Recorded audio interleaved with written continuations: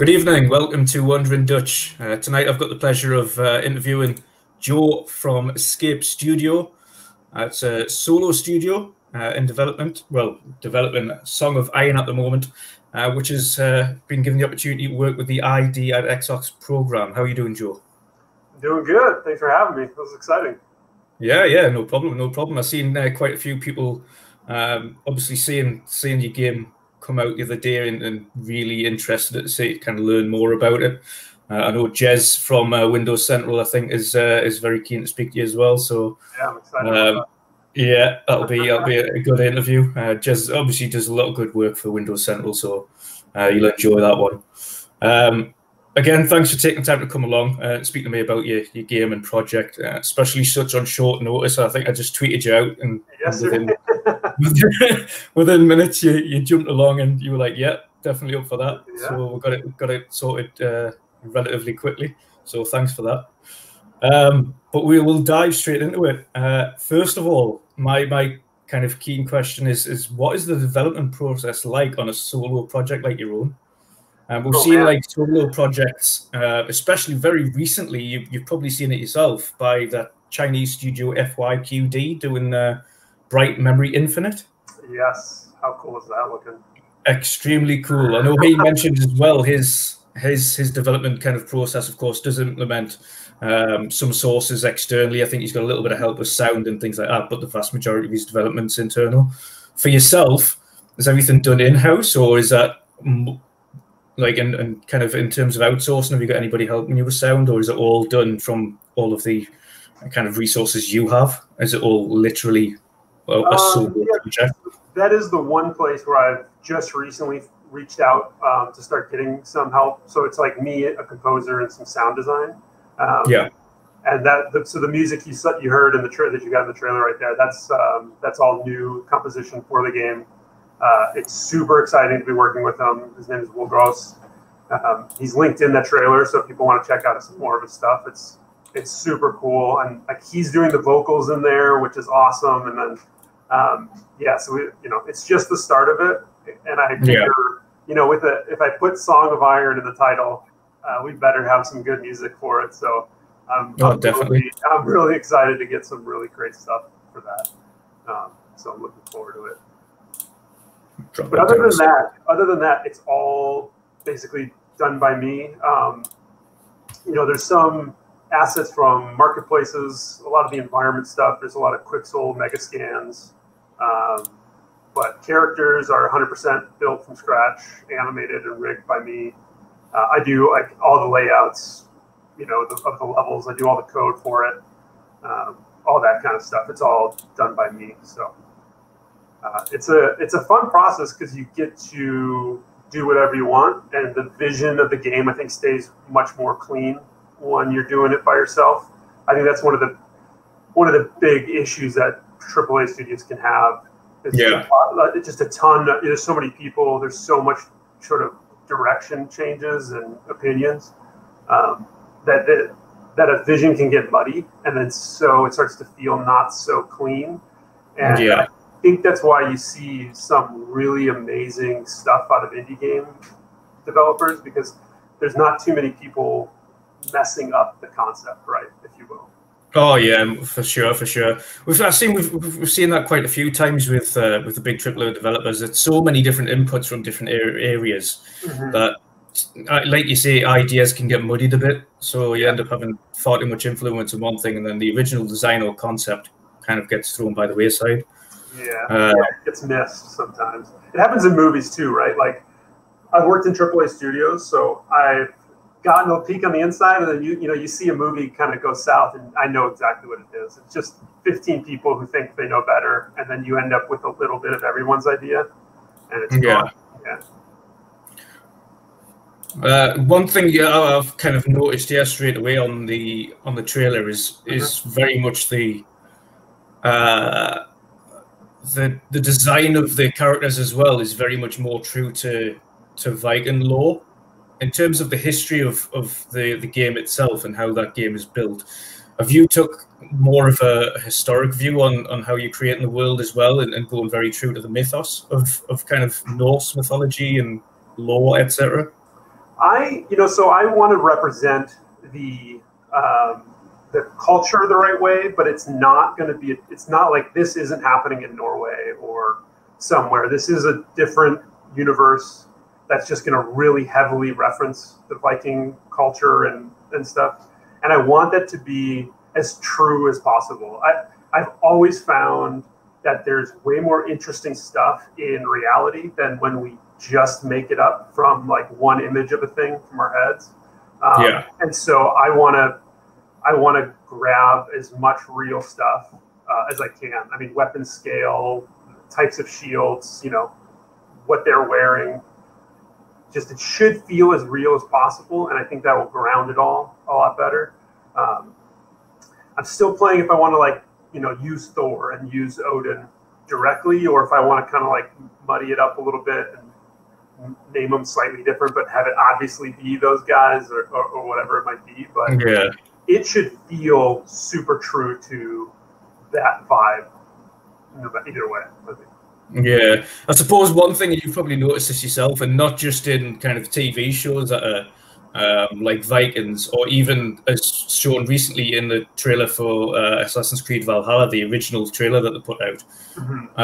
Characters like Thor and Odin weren't necessarily actual god figures like you see in the Marvel universe, where they've got big hammers and they're like, but like more kind of appear very subtly in day-to-day life and kind of walk around. But they're these beings that everyone's like, still don't want to mess with.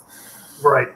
Is that something that you would probably implement, something more akin to someone that kind of just creeps out the shadows and just appears and everyone's like, we know who that is. We don't want to mess with him. Yeah, in this world, the gods have come, people have seen them. It's rare, but they're there. And so this is sort of directly inside of that mythos world. They walk among the people, they take people to the hall, the forever halls, and the Valhalla or whatever, I'll call it for mine. But that stuff's all real in this world, Happy days. Yeah. Like I say, the whole Norse Nordic Viking era, the historic kind of era, has been seen before in gaming. Especially, obviously, the biggest scope one everyone knows, and I think even yourself will have played, but God of War in 2018. And obviously now Assassin's Creed Valhalla in the big AAA kind of section of development. But there has been a lack of years, really, in my opinion, anyway. Obviously, doesn't go for everybody, but a lack of independent developers that have really captured the feel, history, or mythos of Viking or Norse era very well.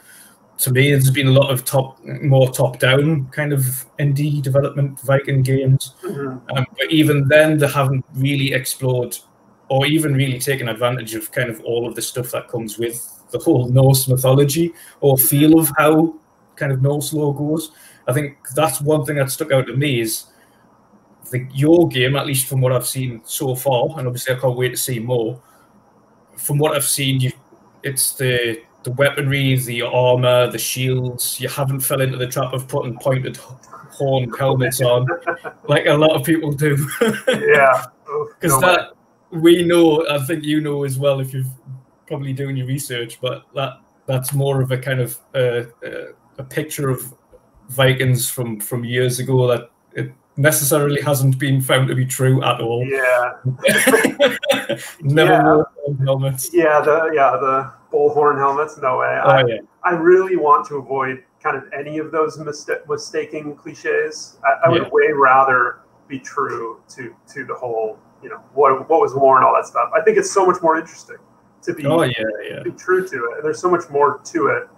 And it'll be so much less shallow that way too, right? I mean, if all those enemies were running around with worn helmets and stuff, it just screams, not genuine, More like a cartoon from years ago. Yeah, exactly. So I'll avoid that stuff at all costs. And I kind of I keep, people will tell me when I'm doing it. I'll get a comment or something, and I change those things as fast as I can.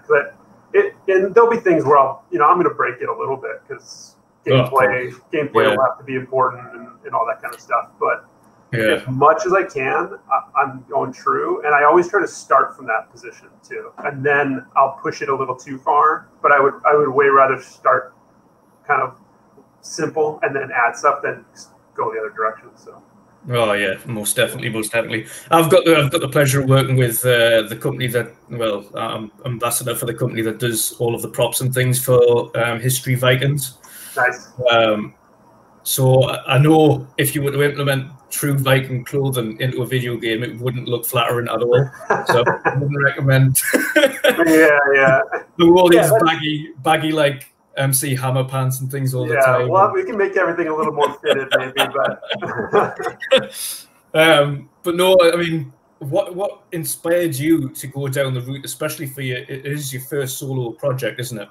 Yeah, it is my first one. What inspired you to go down the route of Norse mythology adventure game, like action adventure, for your first solo project? Yeah, I think so. I kind of started with just wanting to make a fighting game fairly simply. I think Nidhogg was one of my early inspirations of just their combat in Nidhogg is super simple.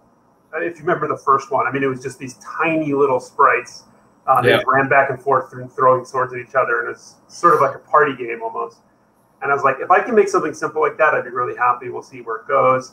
And it built from there, and I was like, I took the Viking route just because I think I was probably watching Vikings at the time. You know, Game of Thrones was still cool, maybe a little bit when I started. So I had a little hope to it, and so I just sort of started gearing it in that direction. And it just kind of built on itself. There wasn't a moment where I thought to myself, I'm going to make a super hardcore Nordic, side scroller. It really just started with, can I make fighting interesting? And then it built on it. I started with an axe because swords are really classic, I guess. And I thought I'd start a little bit different. And if anything, that was what did it. It's like, well, if you have an axe, you need a shield, and then I might as well make it a round shield. And I suppose the benefits you've got of that as well, though, is there's so much that you can go, so many, especially in kind of Nordic/Norse, there's so many different avenues you can go down in terms of weaponry used, or the armor that they had on, or the shields that they used, the type of shields or the paint work that you've got on those shields, the clothing that they use, all of the different enemy types that were involved, whether or not it was their own kind, or whether or not it was the Brits, or whether or not it was Europeans, or mythological creatures, or bears, or wolves. Literally, I suppose the possibilities really for you are endless, and kind of what goes into that game as well, in terms of enemies and things like that. There's so much depth to the lore, right? And there's so many different interpretations of it. So there's all this great material to pull from. And I think, for the first game, it's probably going to only draw a really small amount from that. Like, I'm trying to keep it simple. I want to release it on a schedule that makes sense and isn't ridiculous. Yeah. And so that just opens me up. I really want to keep going with this world that I'm working on. So hopefully that just allows me to have a huge runway of sort of stuff to build. Oh, most definitely. Look, honestly, the world so far looks really intriguing. Obviously, I've seen quite a few bits on the trailer so far. See if it runs a bit better now. I've seen a few bits on the trailer so far. Of course, you see obviously trolls and things like that, and giants. But if you have a look back again at the Norse lore, they believed in the land of the lions and things like that. So the giants, sorry. So it was really that. Obviously, to them, the land of the giants was more these hulking big men, these actual giants. But of course, that's where the mythology comes from. More land of these hulking huge warriors. Yeah, it's always building on itself, right? Yeah, exactly. Can you give us a little bit more of a kind of an explanation as to the story route that you're going down, even if there's a premise or something you can kind of educate us on? Yeah, sure. So, I'm going to stumble through it because it's still a work in progress. But the sort of short version of it is your village, your people have sort of been pushed back and back and back over time. You used to be the big head honchos and everything. But the story basically will start with you needing to leave them behind to go take this jewel, which you see in some of the trailer around its neck.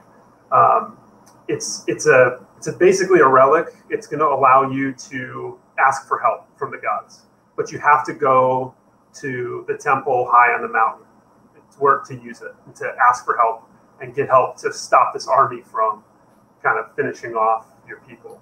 Finishing off the job and wiping out. Yeah, finishing the job, wiping off, taking over everything, that kind of stuff. And so you're gonna, you start off by sneaking past that army and then making your way through the land to get to the mountain and make your way up the mountain and go on from there. And so it's very, I use Journey and Insight as reference almost all the time, because they both have this amazing kind of like 2-hour experience, and it's really story heavy, but really low to dialogue. It's all just sort of story told through the environment and through the mood and all that stuff. And that's really where I'm headed with it. So I just sort of want to give you this really great experience and just feel like you're part of that world for this little chunk of time. But so the story kind of also, sorry, I just totally went on a tangent. The story, as you're leaving, this group realizes that you've snuck by, and they actually are there for the thing you've got. They want that, because if they could ask for a favor of the gods, then what could stop an already massive army or whatever. So then they start coming after you, and you got to get away from them. And so you've got pressure from behind, and then you've got pressure from in front of you. And so it's sort of a grind as you make your way to the top of the mountain to get there. And then there's going to be, so there's enemy other Vikings or other men you have to fight through. There's monsters, like you see the troll, water monsters. That's a huge thing that I keep reading more and more about. Like, it's such a water-based kind of culture, right? That so much of the myth is around swamps and water and lakes and so on. So bring some of that stuff in, and I just started showing it, I think on my Instagram, one of the goblins that I'm working on, which is really another troll, just the smaller ones. Right. And so that's sort of another human-sized enemy that you'll be fighting along the way. And they'll be pesty, pests for you as well. And you just make it through like that. Happy days. Yeah. I mean, aside from the kind of the story aspect, I've noticed many kind of sections of the images. Well, the images, at least in the trailer, is obviously on that. It helps really that it is in 4K 60 frames, so it really shows off what you're working on. I mentioned before, obviously, the clothing, shields, weaponry, everything's more historically accurate as well for a Viking. Much more historically accurate than most Viking games. I think, personally, the closest it has been was that big God of War by Sony Santa Monica. Obviously, if you've played it yourself, you'll know when he's got the head and he's doing all the talking, and kind of when you've rown about the land and he's telling you all these mythological stories and things like that. That section alone, where he's telling you the stories and kind of introducing you to these different gods and these different stories and things, is as close as we've been, I think, to kind of deep diving into the history and the lore of Viking realms. And I mentioned before as well, thankfully, you haven't fallen into that trap of putting those horned helmets on.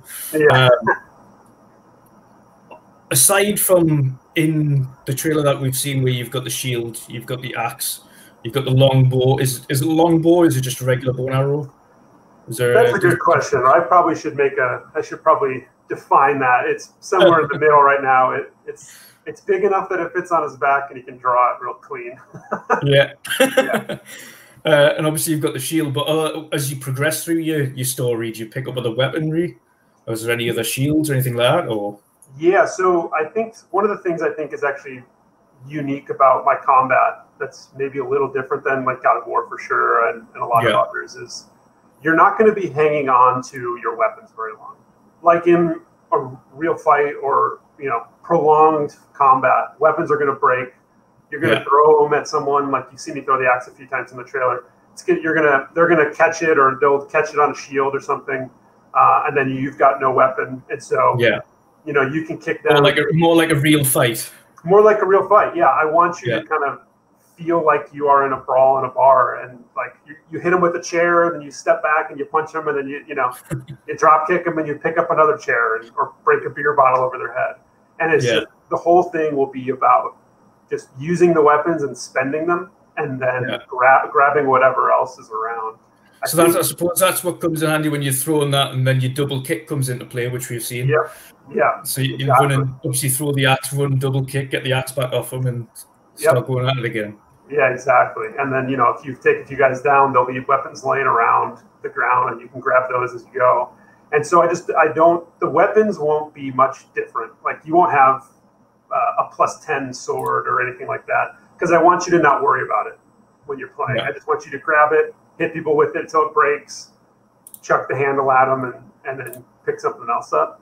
A lot of the progression is going to come in gear. You're going to find, so you're going to, more in the realm of like a Mega Man, where you find the boots eventually. You eventually find the the gauntlet, and then you just have it now. And building up to sort of the top level guy by the end. And those are the things that are going to give you the flaming axe and the lightning arrows and all that stuff. So that's going to come with your gear. And then you can just grab whatever you want, flame on, and keep going. And you don't have to worry about losing it. Yeah. Good. Yeah. Well, obviously on the note of the flying 2-footed drop kick, is there any other special moves that he kind of obtains throughout his adventure? Yeah, there's going to be stuff along the way. Most of it's going to come through the gear, where you'll get like the fire sword, or the ability to turn your hand weapon into a flaming weapon or lightning and stuff. My hope, though, because it is supposed to be shorter, is that I'm going to give you pretty much everything pretty early on and teach you how to use it, and then give you puzzles to like enemies that are harder to use in certain situations. So you've got to kind of use all the different stuff. I want to, for the bar room brawl feel, I don't want to like introduce combos over time and suddenly you're doing all these crazy flips and spins and stuff. I just want to keep it really raw and really clean and just let you go at it against these guys. That's to be fair, that sounds really good the way you've explained, especially with the weaponry. I like that premise, to be honest, where you kind of everything's more fluid. It is more like a real fight where you're not just constantly going at it for hours and hours with this one weapon that will break at some point, or their handle will snap or something like that. You have to pick up someone else's weapon and use that. That sounds interesting. Not along the lines of Zelda, where you end up with 45 weapons that break in 2 hits. Yeah. I mean, and that's the other thing, is you've got your inventory is literally what's on you. So there's no menu, there's nothing like that where you're switching between. It's just, you have it, you see it on your character, and that's what you got. Brilliant. Yeah, nice. Zelda is inspiration for that. And so is Halo too, which is a weird one. But Halo's always been about you are right. Through, use the ammo. You're like, oh, I've got to pick up a pistol. Yeah, exactly. So there's something really cool to that, I think. Happy days. Well, I suppose that went beautifully into my next question. Then it's in terms of progression, RPG system. Is there any kind of moves or abilities that you do have points for, or is it all more as soon as you've learned them, you've got them, and that's how it goes? Pretty much when you've got them, you've got them. The progression system is pretty light because the game is meant to be a bit shorter. I don't want any progression. You're going to get overwhelmed. You're going to have to be in a menu, and I think that's going to pull you out of the experience. Yeah. So the minor progression I've got is, you'll get a bonus to health. You'll increase your magic pool a bit, and your endurance pool can get bigger. Other than that, you'll find the gear, which will make you stronger. And that's kind of it when it comes to like traditional progression. And then the hope is kind of like Shadow of the Colossus. You can do a New Game Plus, come back with your full health bar, build it up even more, keep building it, become a unstoppable machine. But that's kind of fun. It's a good replayability thing, I think. Definitely. Did you have on the replayability? Do you have levels of difficulty then going into this game? Is it kind of set easy, normal, hard, or anything like that, or have you renamed them into something wild? Right. Yeah. Nothing. I'm not sure yet. I'm still thinking about it. I think at the very least I'll have like a story mode, just so people can really breeze through it and just consume the experience if they don't want a challenge. And then I'll probably have like a normal, which will be difficult, but not crazy. We'll see what people think. Yeah, if people really want it, that'd be easy enough. I'm trying to build a system that's scalable, so I could, in theory, triple everybody's health and damage and make it a real hard time for you.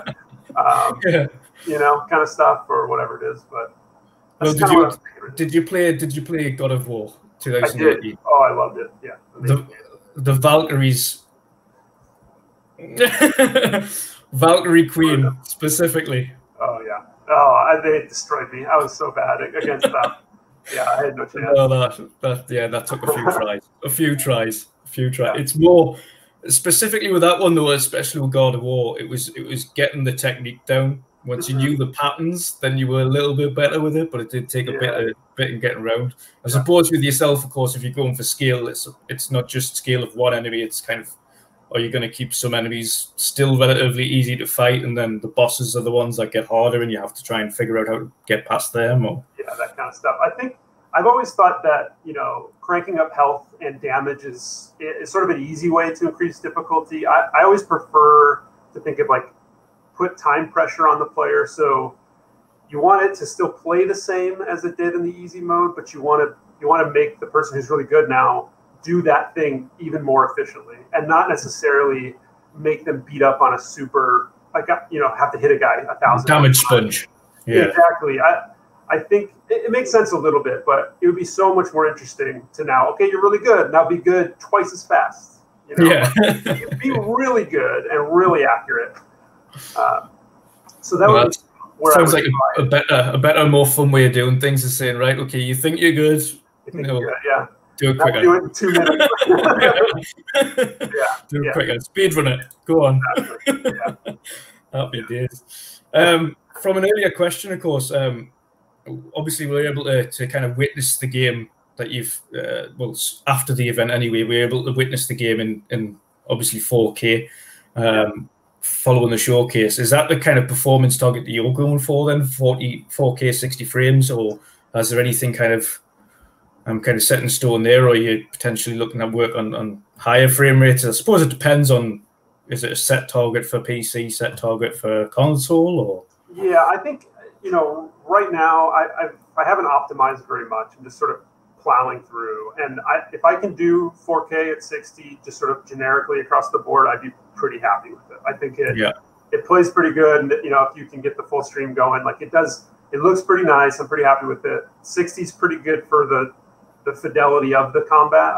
You don't need too much more other than to say that you're running it, at 1 million frames or whatever.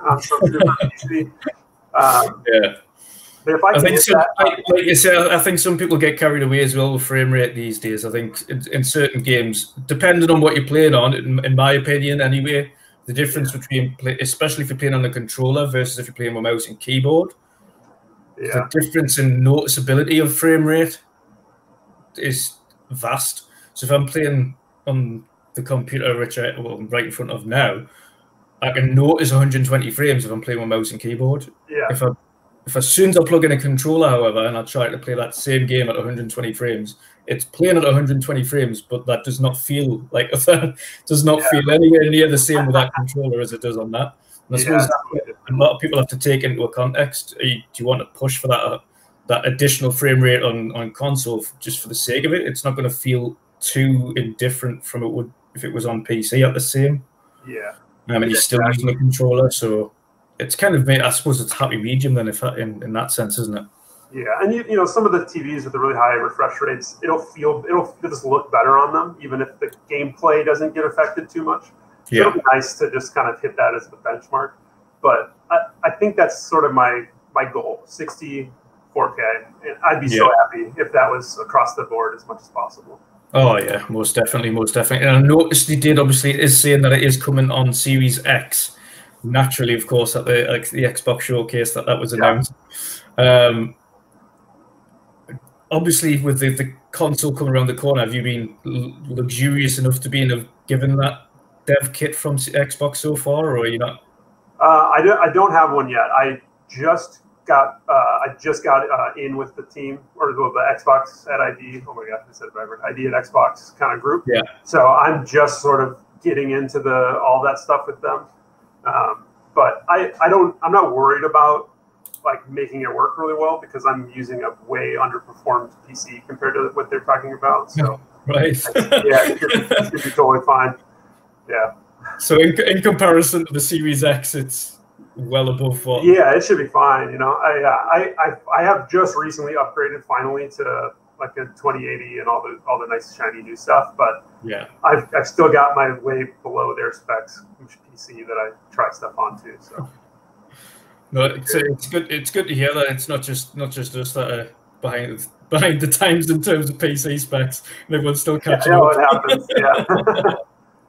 Yeah. Well, that's good. That's good to know. Have they give you then a rough kind of guideline as to what specs are on the Series X, or at least more of in depth than what we would know? So at least you know what kind of you're aiming for performance wise. Yeah, I know little bits of stuff, but not a ton. And I'd get roasted if I went into it too much. But I'm happy with it. I feel good about where I can land the game with and stuff. And it'll just be, for me as a solo dev, it's just to be about how many features I can really utilize with the time I've got. Yeah. You know, I think the type of game I've got, I can hopefully utilize almost all of the stuff that they're working towards. It'll just be about how much I can take on. What do you find then on the whole situation around, especially talking around SSDs these days and the kind of different structures on both PC, which has had SSD for a number of years now, but the architecture's changing. Then you're starting to come into the next consoles where we've got PS5 with their variant of SSD, which is just absolute brute force and speed. Mm-hmm.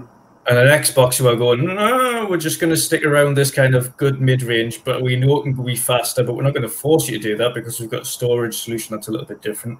In your eyes, is that kind of performance on SSD really making that, well, going to make, especially when you've mentioned yourself as well, the computer that you're working on to be able to develop these games is obviously very good, but it's still not as kind of benchmarked as what they're in right now. In your eyes, that SSD and the ability that those SSDs give, does that really kind of provide you with a benchmark of saying, well, it's going to actually push my game to go further then? I mean, it's, the SSDs just in general are going to help all games with load speeds, all that sort of stuff. I'm not an expert on that stuff. I'm an artist by trade, so I start to even when I'm trying real hard, I'll start to glaze over with some of those specs. Yeah. But I, having the SD on my own machine, you can just see the change in how it consumes information and spits it back to me compared to a spinning disk. Like it's such a big difference. And I think something that people, as far as the consoles in general, I think games aren't going to change very much. Like we've been playing similar games for a really long time. I think it's going to, obviously we're going to get better frame rate. We're going to get bigger stuff. But whenever we get that opportunity, every generation, you imagine tripling enemy counts. But what happens is we add 10,000 times the resolution to everything, and you still have 3 enemies on the screen at once. Right? Yeah. And so what it's doing is it's helping people develop faster, I think, is the huge change. So I be able to develop faster. I, who don't know a ton about optimizing or, clean data stuff, as I speak nothingness out of my mouth there, it's going to help me because it's going to help me brute force through stuff that I won't be able to optimize. And I think, from an indie dev, an artist trying to code a game, that's priceless for me. Yeah. I suppose one thing, like you say, the key thing that comes out of that is A, it helps the developers develop faster, and B, the games that are being shown, or at least the games that are being developed now, it's more providing that data quicker. So then, again, you can do a lot more with that game that you're implementing. So instead of having those 3 enemies on screen, you're able to transfer enough data to get obviously 12, 14, 16 enemies on screen instead, because you can get the data quicker to be able to do that and get those textures through and everything like that. thankfully working away from that. Just being an artist, I'm not going to probe your loads about technical, which is good. But no, I want to kind of make it clear on this one though, in terms of your artistry ability. Obviously, the game itself, kind of speaks for itself. The detail and the level of work in there is beautiful. So very looking forward to that. I like the depth of field you've got going on in the game as well. By the way, the depth of field is. I like, obviously you're really focusing. You see there on the very near, right close to the camera, it's got that blur in the center. Then you've got all of the detail in the characters and things like that. And then the further and further away as the depth of field slowly progresses, it more seems like an old comic, or should we say an old kind of, I wouldn't say Disney film, but do you know what I mean by the creation of old Disney films, where they had like the layer upon layer upon layer upon layer, and it slowly gets further and further away. That kind of art seems like that, to be honest, where you've got this really, it's like focused on that central part, and then you've got the sections there of varying degrees of fading out into distance. It's all, I'm glad you're digging it. So this is all built as if it's a full 3D world. So, I can fly a camera around. I don't have cards at distances. I just have built out a forest and a mountain in the distance. And I think that's adding so much of the more natural depth versus seeing, 6 sheets moving at different speeds past each other. And it's just allowed it to feel really immersive, I think, or that's what I'm hoping for. Because of that, so. Oh, definitely, I would definitely say it certainly helps it feel immersive. Like the art style itself is beautiful. It is beautiful. Like I say, in terms of an independent developer, and like I mentioned at the start there, the kind of the history that I've seen going through trying to find that little Viking game that just pops out that isn't these big AAA kind of monster kind of funded developers. It's been a struggle really to find, because I work with a couple of different kind of Viking businesses on the side anyway. So even on the Switch, exactly the same thing. It's a handful of independent kind of Norse themed games, but they don't really, again, it's not really, they don't grab your attention quick enough, or they kind of sidetrack from something, or they're a little bit too should we say Dark Souls-esque, where it's all about how hard are you and how hard's the enemy and things like that, and are you able to get past X, Y, and Z, as opposed to a storytelling, which is exactly what you're going for, which is it's more the story from beginning to end, and keeping it, like you say, short and sweet, keeping you immersed in that story. Much rather that than kind of this force on difficulty and trying to get you to how hard can you be and things like that. I think there's a tendency to turn the player into a superhero a lot of the times with some of that stuff, and doing incredible abilities and just destroying cities in one hit kind of stuff. And there's a place for it, but I just love grounding stuff closer to reality, and so that mentality, I think, just is sort of is what brings me to where I'm at with it. I just always start from something that I think is as realistic and as natural as possible. So. Yeah. No, it does, like I say, in terms of the art style, you've got varying, actually, this is one thing I've noticed as well, is varying different kind of settings and biomes. You've what looks like obviously mountainous regions, snow, fire, forest, you've got caves, caverns, you've got different halls with big pillars and nice little foresty areas with nice lighting that goes down. A very big variance of different areas. So I think even if it is short and sweet, you've got that much of a different color palette that's going through. I think it's going to be noticeable that you're kind of going into these different areas and the story's progressing. I think the one thing a lot of these games fall flat on is the fact that you seem to feel like you're in the same area forever. I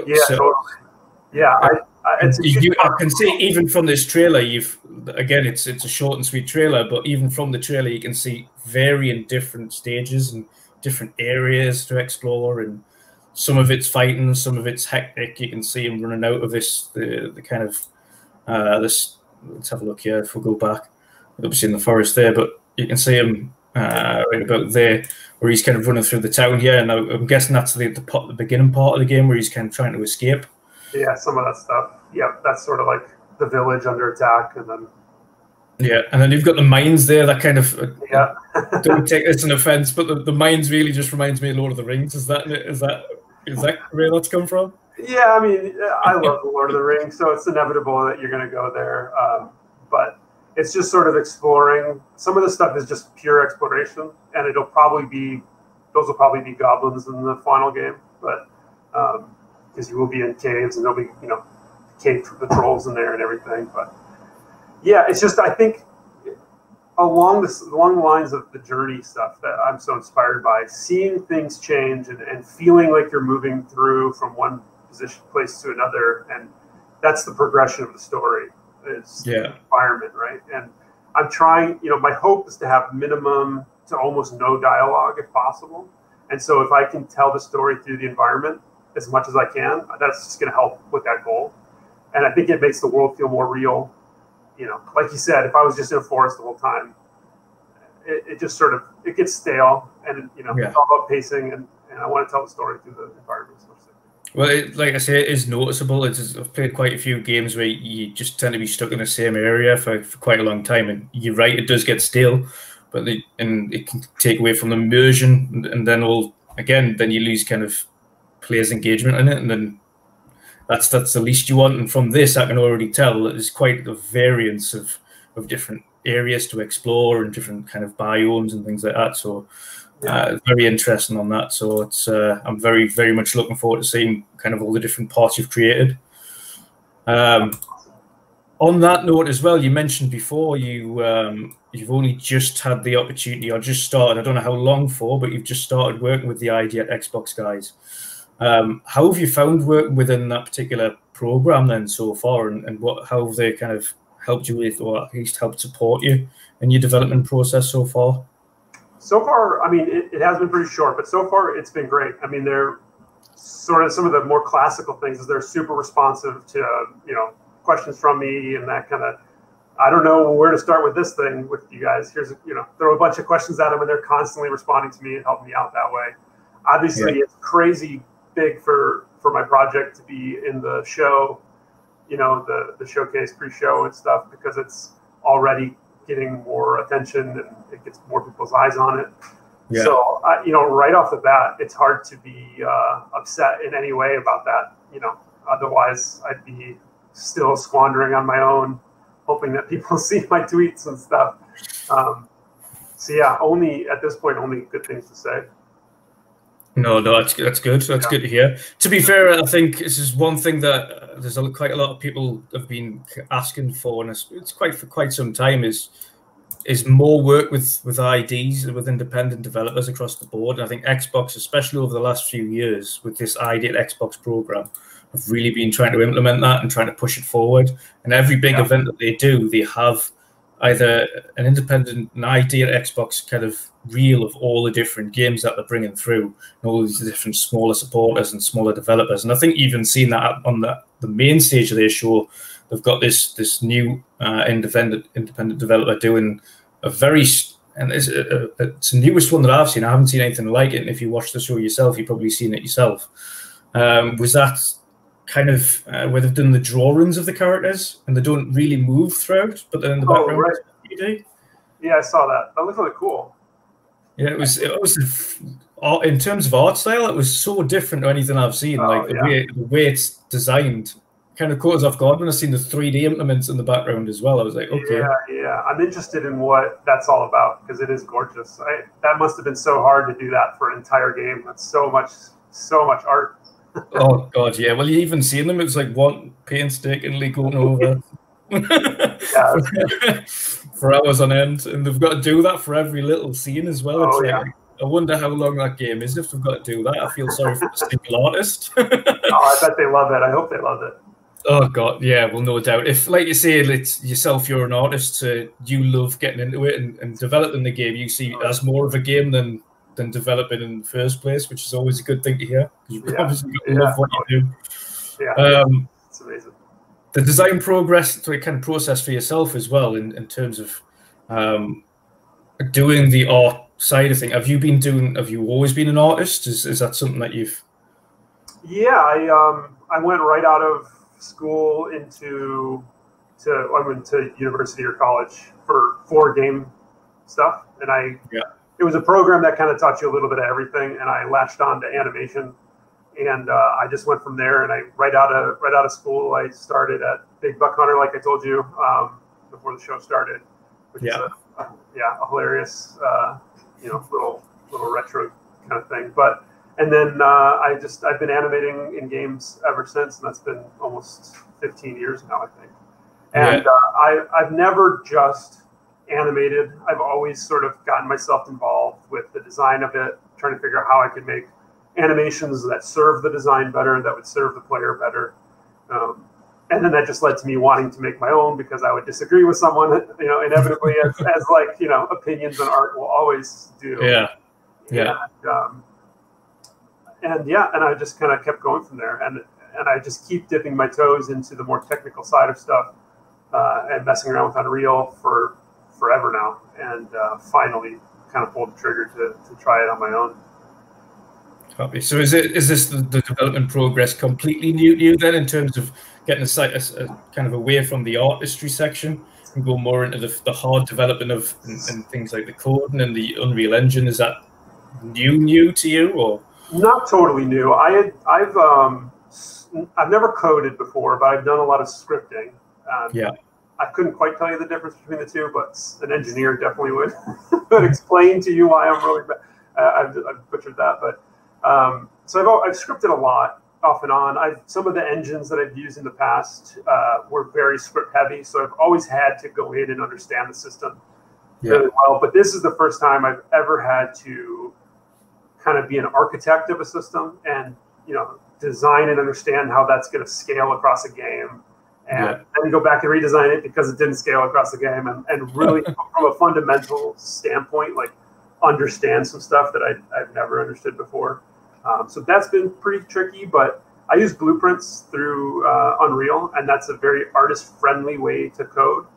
And I wouldn't be able to do this without that. So that's just been sort of the best thing, and one of the reasons I was with Unreal and using Unreal. It's incredible. I've seen. That's why it's so widely adopted, I suppose, though, as well, isn't it? It's so many people use it because I suppose it's so user friendly, and this transition from UA4 to UA5, I suppose. Obviously, your game's coming out in spring 2021, so I don't know whether or not you're going to get the option or the ability to kind of transition into that before it releases. Yeah, we'll see when it comes out, or like if they do some demo builds. I don't know. I mean, I think I can do most of what I want to do without it. I think it would maybe just be fun to have it on there, but I don't know how much good it will do me necessarily right off the bat. Especially that late in development, I don't know if I could use some of that power in the way that I'd want.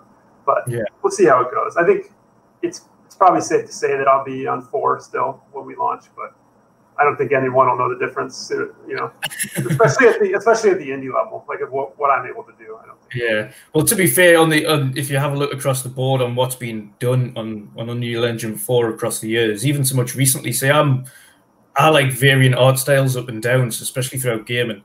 And one of the art styles that stuck out to me was that Octopath Traveler on Switch. And if you've lived art, obviously that's a game in terms of art style that's absolutely beautiful, but it's a pixel game. Primarily it is all pixels, but the way they've designed that game on Unreal Engine has just been insane, and that looks so different. So it's a gorgeous game. But again, like you say, on the independent side, it's not good. I don't think you'll be able to implement all of the features that you're going to get, especially things like Lumen and things. I don't know whether or not that you're going to be able to tell really. It'll depend on the game and the art style. There'll be some that'll, like Lumen will be the center focus of the game. And that'll be really cool. And some just won't need it, like the 2D pixel stuff. They won't even need to touch that at all. No, that's brilliant. Now, obviously, the key thing that we're looking at, and we've got a kind of rough timescale here, is spring 2021. Have you got a more refined timescale in your head as to when we can get our hands on the game? The June area for me is kind of like my target, and then we'll see how it goes as I get there. I would say a day it would be almost, useless. Like I need to get closer and yeah. all my predictions of where I'd be at every 3 months are lining up. Yeah, okay, cool. I'm set for that. Hoping for June. Hoping for June. Yeah, hoping for June. Happy days. Happy days. And do you have, I would say, any inclination, and well too early for this question, but fingers crossed, obviously this goes well for yourself, the game really kicks off and takes off for your first solo project. If it does go as well as we hope it does, and obviously the game does well and you've learned kind of from it and learned what potentially you might want to do again in the future, would you then consider potentially doing another project, another solo project, or would you look to grow maybe and do something? Oh my gosh, of course. I would love to. Like, I think the world I'm working on right now is really interesting, and I would love to expand upon it and see where I can take it. I think the goal, that's the plan, that's the hope, is to have this be enough of a success that I can keep going, and keep building stuff. And I would want to stay as small as I can. I think that's a very fun way to build something. I don't want to become a huge studio. That's not the plan at all, or the goal. It'd be to just keep I can do this by myself, in my spare time right now. Just going full time would be amazing. Yeah. And, well, to be fair, if you have a look across history, some of the best games that have come out in recent history have been by some of the smallest teams you can see, whether that be a one-man band or Ninja Theory when they first released Hellblade. That was only 10, what was that, 10, 20 people? Yeah, so it wasn't a major studio, but the amount of work they put into that was ridiculous. Yeah, it's awesome. I think it goes to what we were talking about earlier. The less people involved, the cleaner and more true to the original concept that you can stay. Yeah. And people, I think, don't realize how much gets lost when you start making small concessions along the way. Well, you break this rule here just cause, or you break this rule here just cause, and it should be fine. But then by the time you're done, you have a world that doesn't quite mesh together anymore. And people feel it, and so it doesn't stick to them as well. No, that's all right. You've got very much the same mentality as I do when it comes to games. You've got to be able to feel what you're doing, and at least when you're playing through something, story-wise, it does need to stick. Especially, I think a lot of people as well have been so fixated on these much larger, last 60 to 100-hour games that they do kind of sidetrack away from these smaller titles where you can jump in and go through a nice story in a night. Yeah. And instead of days upon day, I'm one of the worst people in the world because I've got a backlog longer than you can possibly imagine. But that's because there's so many of these titles where you can't, I constantly look through, and even when I put on Twitter, does anybody know any good indie games that I can just jump into, play through in a night? Something I can just get myself into and enjoy. Yeah. But there's so little games these days, even unfortunately on the indie front, where it's like, okay, how long's this game? Oh, it's at least 8 to 10 hours. I'm like, okay. Yeah. And I think there's something to be said about a movie-ish length thing, right? You can consume it, be happy with it, and finish the game before you start to hate it. Just let it's not even that, I suppose. It's being able to get yourself invested into a game and not then have to jump out of it. Yeah. You know what I mean? There's a lot of games where you jump out of it, you're unimmersed, and you forget where you are in the story, and you've lost the feel for it. And that too, for sure. Yep. And one thing about, like you say, the shorter experiences is that you can be immersed and you can go through the story, and before you know it, you're sidetracked and you've went start to finish in this game. And like I say, it's beautiful. Some of the best games I've played have been really short, and some of them are completely side from yours. You might have played The Gardens in Between, which is a little indie game. I haven't played that one. No, it's more of a puzzle game, to be honest. Okay. But it's a very short game. Awesome. But it's all about kind of changing the environment and things like that, and it's basically these two kids that are in this tree house, and a storm happens and he loses his friend and he's got to go and find him. But to do that, you've got to solve all these little puzzles by changing time. Okay, so cool. But that's only like 2 or 3 hours long. But again, I was like, oh, this is a really good game, and it was interesting and intriguing enough to keep you in it. And then also, like you say, the art style and thing also helped. Oh, that's So awesome.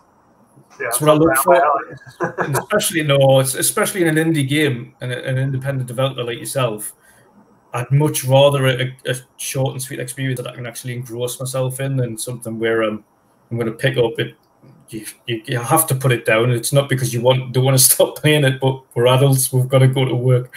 Yeah, right. We've got to get to bed and things like that. Eventually. Absolutely. But sometimes you do. You put something down, you pick it back up, and you think, right, where was I up to? What was this? What was happening? And then you kind of relearn the skills. Even you get better. Learn the mechanics. Start getting good at the game again, which is one of the most difficult things to do when you put a game down. Yeah, absolutely. No, that's a huge part of it. One sitting, start to finish. Yeah. Well, that's what I'm that's what I'm looking forward to. But again, the art. The one thing I've got to reiterate and praise for yourself is the art style itself on the game. The feel so far from the trailer that I've seen is exactly what I'm looking for. And I know, judging by my timeline anyway, when I said I was going to have an interview with yourself, a lot of people were like, actually, and you might have seen a few of the comments as well, so with people saying, actually, I've seen it, but then I couldn't find what it was. So my friend pointed it out and showed us the trailer. Yeah. And he was like, I'm really looking forward to that. And there's quite a few instances with that, where especially on the original ID thing is like to show these little glimpses that don't potentially show all of your trailer. So the people are like, oh, that looks really good. And then gone off screen next to it. You're like, oh. What was the name? Well, that was, to be fair, that happened to me. And that, as soon as I seen your post, and someone must have liked it on mine, I was like, that's the one. There it is. Yeah, awesome. Like, need to see that. Oh, it's perfect. I mean, that's part of being an indie too. Is we need people, like we need the community to help us, because we're like shouting in like in an empty room, hoping that someone hears us. And this sort of stuff, it's awesome. I mean, it's fun to have to talk about the game, because my friends are totally tired of hearing me blab on about it. That's for sure. And so it's nice to talk, about to people who are excited about it, because I'm super excited about it. And then it helps the game. And I think generally everybody wants the indie games to be a success. So it's great when community starts kind of jumping in to do some of that. Yeah. Well, it's people have got to kind of not lose track of where gaming began, to be honest. And without independent developers, you wouldn't have these mammoth AAA studios you have now anyway. Everybody starts somewhere. Not only that, though, again, just to reiterate, some of the best games that have ever been created have been by independent developers, whether that be a one-man solo project all the way up to kind of 5, 10, 15 people studios. Some of the best games we've come across in recent history have been by these smaller studios, not necessarily big studios. Yeah. You'll have noticed yourself working on potentially some bigger projects in the past that, like you say, it gets diluted, but also it doesn't necessarily, just because you're a big studio, mean that the game is going to be a hit or work or is going to be liked.